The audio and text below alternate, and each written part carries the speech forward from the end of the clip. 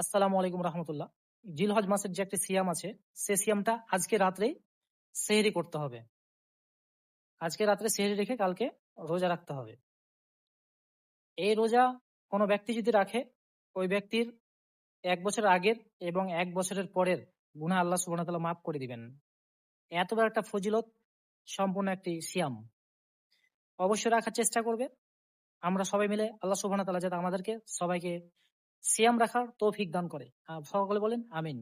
আসসালামু আলাইকুম রহমতুল্লাহ। আসসালামু আলাইকুম রহমতুল্লাহ। জিলহজ মাসের যে একটা সিয়াম আছে, সে সিয়ামটা আজকে রাত্রেই সেহরি করতে হবে। আজকে রাত্রে সেহরি রেখে কালকে রোজা রাখতে হবে। এই রোজা কোনো ব্যক্তি যদি রাখে, ওই ব্যক্তির 1 বছর আগের এবং 1 বছরের পরের গুনাহ আল্লাহ সুবহানাহু ওয়া তাআলা মাফ করে দিবেন। এত বড় একটা ফজিলত সম্পূর্ণ একটি সিয়াম। অবশ্যই রাখার চেষ্টা করবে।